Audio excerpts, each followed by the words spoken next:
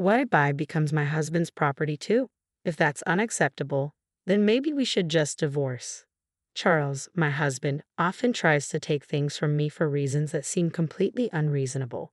He even attempts to give gifts I bought for my parents to his own parents just to make himself look good. But that's not how it works. When I confronted him about it, his face turned pale.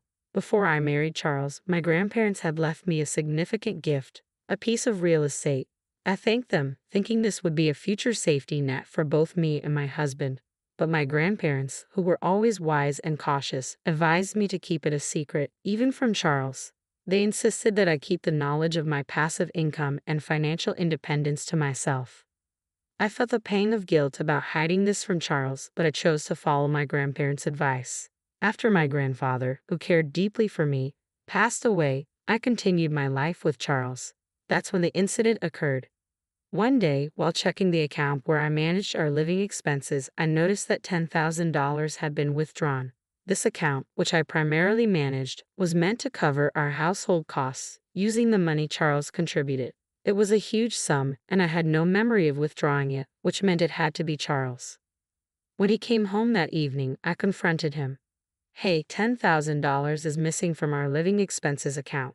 Do you know anything about that?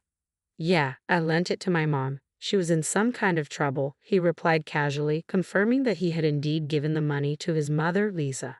And you didn't think to tell me? I asked, astonished. It's fine. Besides, it's my money that I earned. We have some savings, so it's not a big deal. That amount won't hurt us, he said, brushing it off. If Lisa was in trouble, what could I do? I had to help. But yeah, I probably should have said something. The account was for both of us, and if he had taken the money from a separate account he had before we got married, it would have been fine. But taking such a large sum from our shared account without a word, that was too much. When I cited his selfishness, Charles frowned, clearly irritated. Okay, I'll tell you next time, he muttered, dismissing the issue and quickly heading to the bathroom. I felt a knot in my stomach. He hadn't always been this way. When we first got married, he was attentive and always listened to me. Was this how marriage changed people? A few days later, I had no choice but to visit my in-laws' house to drop off a package that had been mistakenly delivered to us. Oh, Megan, thanks for bringing this over. Why don't you come in for a bit? Lisa said, greeting me warmly. I hadn't planned on staying, but it felt rude to refuse, so I stepped inside for a cup of tea. As I sat in the living room, I noticed some new, luxurious items, high-end cosmetics, glamorous clothes, and various health products. Oh, my wonderful son gave them to me as a gift, Lisa said with pride. I realized then that the $10,000 in our account had been used for these extravagances. Charles had told me Lisa was in need of money, but it seemed she had used it on indulgent purchases instead. I couldn't help but feel uneasy knowing that the money had been spent on luxurious products for my mother-in-law. As I sipped my tea, unable to muster a smile, I noticed the shift in my in-laws' demeanor. Their cheerful expressions faded, replaced by a stern, almost threatening look. My son is such a wonderful boy, always thinking of me and getting me these lovely gifts. But what about you? My mother-in-law asked pointedly. Yes, as his wife, are you treating my son the way he deserves? My father-in-law added, his tone laced with suspicion. There was something unsettling in their voices. We heard that you give him a hard time about the money he spends on me, my mother-in-law continued. That doesn't seem right, does it? It became clear to me then. Charles had painted himself as the victim to his parents, making it seem like I was the unreasonable one for questioning his decision. Their fearful, accusing gazes now made perfect sense. I felt a deep weariness settle over me. I had never imagined being treated so poorly by both my husband and his parents. The constant neglect and lack of respect were taking their toll, and for the first time, I began to seriously consider divorce. I thought that if I divorced Charles, I would return to my parents' house and use my savings from passive income to rebuild their home. The house, a two-story structure built over 30 years ago before my brother was born, had become too spacious and difficult for my parents to manage as they aged. With just the two of them living there now, even the handrails we'd installed for their convenience weren't enough to make it comfortable. A cozy, one-story house would be far more suitable for them. So I immediately called my parents to discuss my plans. Surprisingly, they weren't shocked at all about the potential divorce. Instead, they were thrilled about the idea of rebuilding their home. We're so happy you're thinking of this, my mother said, her voice bright over the phone. Even if we won't be living there for long, it's wonderful knowing it's being done with your income, and you can take over the house afterward. Thank you, my father added. But remember, take it easy and don't overdo it. Their encouraging words lifted my spirits, and I set about planning the rebuild. I was waiting to hear back from the construction company when Charles suddenly confronted me. How dare you use our savings to build a house without telling me anything about it? He shouted as soon as we sat down in the living room. He banged his fists on the table, his face contorted in anger, completely disregarding my feelings. My parents will live in the new house, I replied, trying to stay calm. No, that's not happening. It was built with our joint property, so my parents have just as much right to live there, he insisted, his voice growing louder. Are you seriously planning to cram 4 people into that little one-story house? Shut up and just give me the house, Charles screamed, slamming his fists on the table again. I realized that if he knew about my passive income, his rage would only intensify. But at that moment, I decided it was time to tell him the whole truth. To tell you the truth, I said, steadying my voice, I have passive income. I've actually been saving money from the real estate my grandparents gifted me, I explained. The house is being paid for with that passive income, so I didn't take a penny from our joint funds. Guilt tugged at me for breaking my promise to keep this secret, but Charles's reaction confirmed my grandparents' wisdom. His shoulders tensed, and he began pounding the table even harder. What kind of wife hides the fact that she has her own income? He yelled, his face turning red with anger.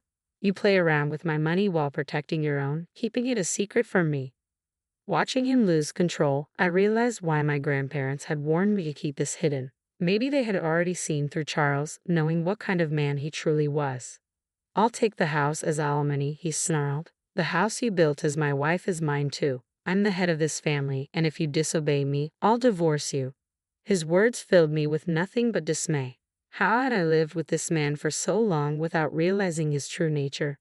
Initially, I had planned to use my passive income as a safety net, something to rely on if we ever face financial hardship due to illness or job loss. I intended to reveal it when the time was right to help sustain our life together. But now, any desire to share that money with him had vanished. Be my guest, I said coldly as I rose from my seat and walked out of the house, leaving Charles and his demands behind. I couldn't stand being near Charles, but decided to stay at a business hotel for the night to cool off. I planned to return home the next day with a clearer mind. However, when I walked in the following morning, Charles was waiting for me, a smug, unpleasant grin plastered across his face. As I entered, he approached me, holding a sheet of paper behind his back. With a smirk, he revealed it. It was divorce papers, already filled out. You're lying about that passive income, aren't you? He accused. You made it up to cover the fact that you were actually taking money from our joint account. His accusations were as baseless as ever, and I found it impossible to reason with him. I had been honest with him from the start, and now I saw no point in trying to convince him further. I'm telling the truth. I do have passive income, I reiterated. Here you go again, Charles sneered. I know you can't live without me. He shoved the divorce papers into my hand, still smirking. Let me know when we can move in, he said with a dismissive wave as if it were all a game. I'm going out for a drink. He patted me on the shoulder and walked out, humming cheerfully, completely oblivious to the turmoil he'd caused. In that moment, I saw Charles for who he truly was. He hadn't changed, he had simply hidden his true nature from me all this time. From the beginning, he had looked down on me, never once truly considering my feelings. Without hesitation, I packed my belongings, filled out the divorce papers right then and there, and left the house for good. I decided to move in with my parents temporarily, explaining everything to them. We agreed to stay together until the new house was completed. The next day, I knew my life was finally moving in the right direction. I felt a wave of dismay as I looked at my phone and saw that my call log was filled with missed calls from Charles. Then, as if on cue, my phone rang again. It was him. Reluctantly, I answered, hoping this would be our final conversation. Hello. Hey, he said, his voice laced with impatience. All your stuff is gone, you know. His tone left me puzzled. He was the one who had initiated the divorce, so why was he suddenly panicking when I simply left? Yes, we're getting a divorce, so that's normal, I replied calmly. I won't be coming back, so feel free to use the empty space however you like. There was a brief silence on his end, as if my words were finally sinking in. It seemed he was beginning to grasp the reality of my situation and the fact that I truly had passive income. After a long pause, he spoke again, but this time in a tone so sweet and pleading that it caught me off guard. Hey, he began hesitantly. Could you let my parents live in the new house? I don't care if I have to live with your parents too, please? I was stunned. I've already told you it's a small, one-story house, I reminded him. Please, he persisted. I said I'd surprise my parents with a house. His words left me speechless. How could he even think of giving away a house he didn't own, and to present it as a surprise? It was beyond reckless and utterly absurd. You don't really care about the savings, do you? He added, his voice almost pleading. You have no idea how much I was worrying about the money. I couldn't believe what I was hearing. Charles was still trying to manipulate me, thinking only of himself and his parents without any regard for the truth or the consequences of his actions. I gave you an allowance, saved for our living expenses, and tried my best to make ends meet, I began, my voice steady, but that has nothing to do with what's happening here. You're careless with money and you leave all the hard work to others while pretending to have everything under control. You plan to present the house to your parents as if you prepared it all by yourself, didn't you? When in reality, I did all of this for my parents. Charles suddenly fell silent, and my frustration only deepened. It was infuriating how he tried to take credit for something he had no part in, using my hard work and intentions to impress his own parents. He was trying to take advantage of my genuine feelings and seize what wasn't his. I won't give you the house I built with all my heart and soul for my parents just so you can show off to yours, I declared, rejecting his plan once and for all. He began to rant even louder. But husbands and wives are supposed to help each other, he protested. I'll tell them you built it, please. We're not a married couple anymore, are we? I replied firmly. We're strangers now. I already filed for divorce. The shock in his voice was evident. You? Already filed it? Why are you so surprised? You're the one who asked for the divorce. I didn't think you would actually leave me, he stammered. Hey, let's start over. Let's talk it out and try to be a good couple this time. I couldn't believe what I was hearing. This was the man who had spent our savings on his own mother, threatened me with divorce, and belittled me until the very end. There was no way I would ever consider getting back together with someone like him. No, thank you, I said, my decision unwavering. Please give my regards to your parents. And with that, I hung up the phone, feeling a sense of finality and relief. I ended the call with a bright, resolute click.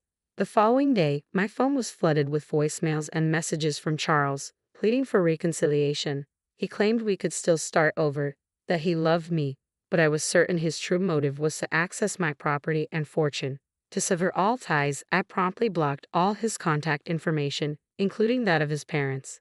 In the meantime, the house was completed, and my parents and I settled into our new, comfortable home. Life felt rejuvenated. Later, I ran into a mutual friend who knew Charles and shared the news of our divorce. She offered her sympathy and filled me in on recent developments concerning my ex. Charles had abruptly resigned from his job, claiming he no longer needed to work hard because he had acquired real estate. The company was unable to reach him, but he attempted to retract his resignation the next day. His bosses were furious, lecturing him about the trouble his sudden disappearance and incomplete notice had caused. They were particularly incensed that he hadn't considered the impact on his colleagues. Charles tried to fabricate an explanation for his actions, but it quickly became apparent that his divorce and reliance on my income were the real reasons behind his behavior. His lies unraveled, and the company refused to rehire him. It was ironic that Charles, who had once dismissed my passive income as a lie, was now trying to exploit it while parading his ill-gotten gifts to his parents. He never thought about me or our future. Reflecting on this, I felt nothing but relief. I heard that Charles had moved back in with his parents, but they were reportedly harsh with him. He struggled to find a new job due to the circumstances of his departure from his last one. It seemed he was finally facing the consequences of his actions. As for me, I'm thriving. Living in the house I built for my parents, pursuing the job I've always wanted, and enjoying life. My passive income now supports those who genuinely care for me. I feel at peace and content